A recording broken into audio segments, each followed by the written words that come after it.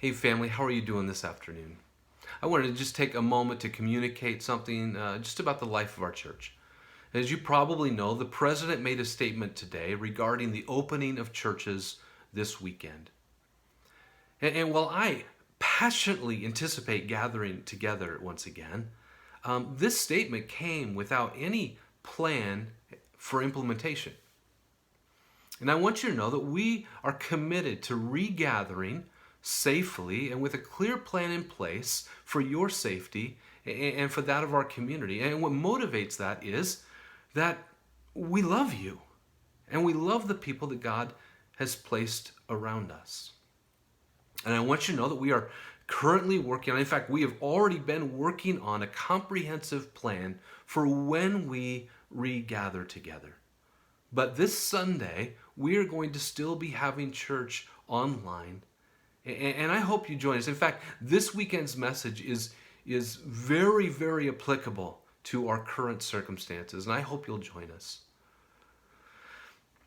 Hey, just a word. I've been hearing a word shared a lot lately, and it's the word rights. I've heard a lot of people talk about our rights. And as I think about that, specifically as a believer, as a follower of Jesus, I'm just not convinced that God's highest priority is our rights. And the reason I say that is because as I looked at the life of Jesus, the one who had all the rights in the world, over and over again, what I see is Jesus laying his life down, putting the needs of others above himself. In fact, there's this amazing, every time I read this, it's just so convicting passage that comes at that Last Supper with Jesus and his disciples, found in John chapter 13. And I want you to listen to what it says. It says, Jesus, knowing that the Father had given all things into his hands, and that he had come from the Father, and that he was going back to God, rose from supper.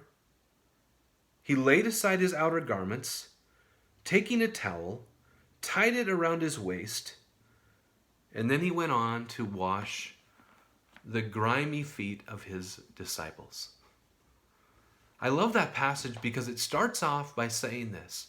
Jesus, knowing that the Father had placed all things under him, took a towel and washed feet.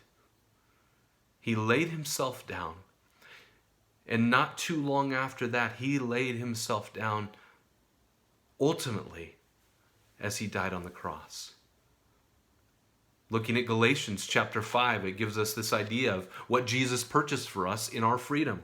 And it says this in verse 13, "For you were called to freedom, brothers. Only do not use your freedom as an opportunity for the flesh, but through love serve one another. For the whole law is fulfilled in one word, you shall love your neighbor as yourself."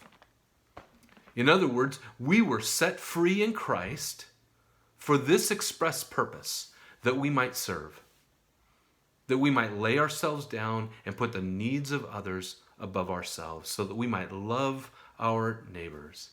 And I just wonder, in a season like this, in a time like this, what would it look like for us as a church to put love and our love for one another and for our neighbors even above our rights?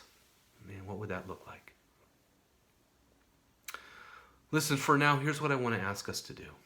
Can we be patient? And I want to remind you, the church is not closed.